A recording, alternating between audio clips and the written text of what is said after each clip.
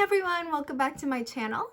Today I'm going to be talking about heels. Now, I know we've been going through this pandemic for some time now, but I'm really anticipating that by spring we'll be able to go out and enjoy the sun. And so with that in mind, I know one of the things that we love to do once the sun starts to hit us is to put away those winter boots and take out those heels.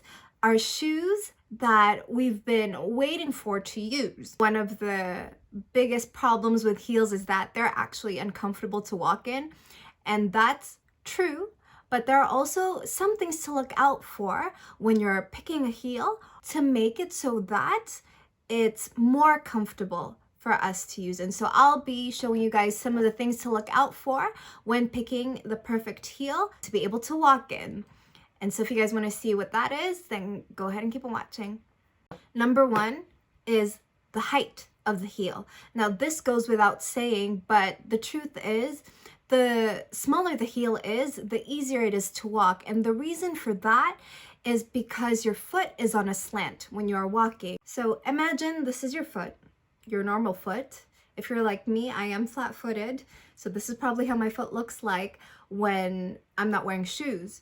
But if you put on a small heel, then the slant of your foot just goes up a little bit. So think of a small heel right there. And then the higher it becomes, the more slanted your foot becomes. And so that means there's more pressure on the balls of your feet. Of course, the more we walk, the harder it is for us to be comfortable as the weight is not evenly distributed. Now, the next thing to take into account is the type of heel that you're walking on. So remember, heels don't come in the same sizes, but they also don't come in the same kind of heel. With that said, if you look at a pump, for example, you're gonna probably notice that the heel is pointed and quite thin. So just for illustration purposes, I'm gonna show you guys this comb. Okay, so think of this sharp part as the heel of a pump, as it's thin, right? And so if our heel is resting on something that's thin and not so sturdy, we can see that all of the pressure goes on this point right there. And that's exactly what happens to our heels.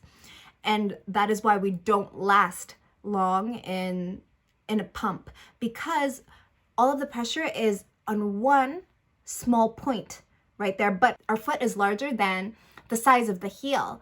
And that's why it stresses the front part and also the back part of our foot. This is barely holding on to our feet. And so sometimes our feet kind of go like this, you know, when it starts to go back and forth, right, left, when you just want it to stay put, but it doesn't quite do that because long and thin heel does not give us the support that we need. And so another kind of heel to opt for that will give you more support would be a block heel. Just like this lip gloss here, which is going to be for illustration purposes. If you compare it with a long and thin heel, this is more likely to give us more support because more of our foot or more of our heel is able to rest on the block rather than a very thin edge, wherein our heel won't even be able to rest properly. Instead, it's being stabbed by a long, thin piece of thing. Although, don't get me wrong, I love pumps, but if we're thinking about walking, it's probably not a good idea. Number three is to look for front support. Now that can come in different shapes and forms, it can vary, but just to give you an idea, this shoe right here has a bunch of straps in the front. And so if I were to walk forward, I'm secure in knowing that my shoe will stay with me and it will go with me. However, if I don't have front support, whether it be in laces or straps or cloth or a zipper, then chances are I would be worried about pulling a Cinderella, you know? But I don't know if Prince Charming is gonna be giving me back my shoe, and that shoe is not cheap. So I prefer to have front support.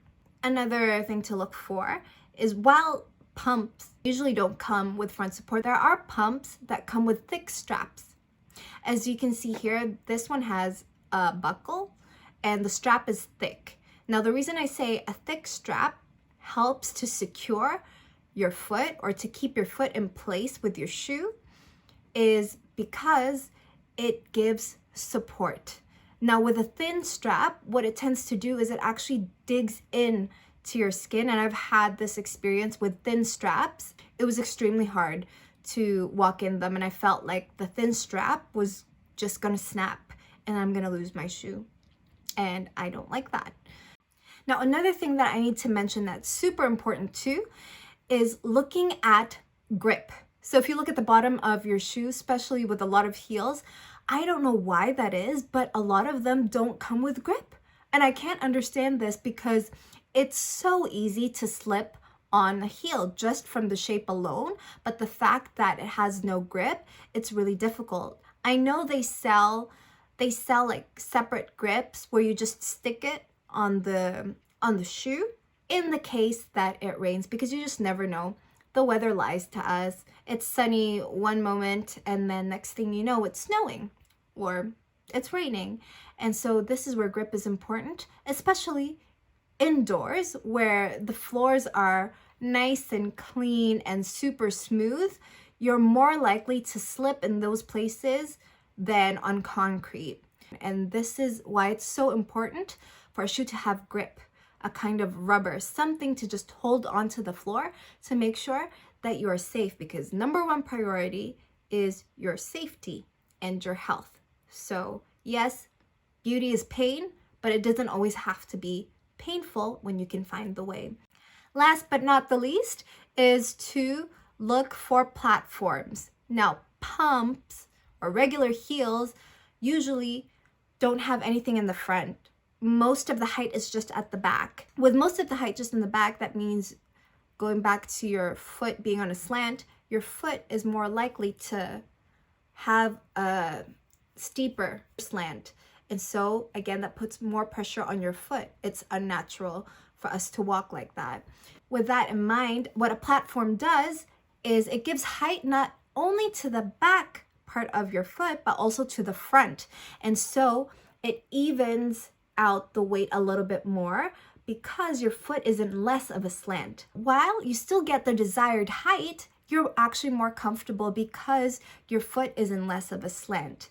And so that is everything. Those are all my tips when you're looking for the perfect heel, the perfect comfortable heel. You don't have to compromise your style. You don't have to compromise how it looks. You want to add more value into what you're purchasing. You want to make sure that it doesn't just look good, but it's also practical for your life.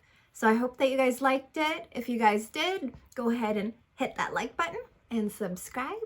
Feel free to follow me on Instagram where I'll be posting new things, fun things. Also, before I forget, be on the lookout for next week's video because next week's video is going to be completely in Spanish.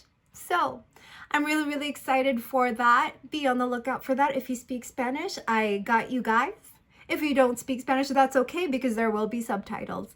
So I'll be seeing you guys on the next one. I hope that you guys are safe and you're doing well.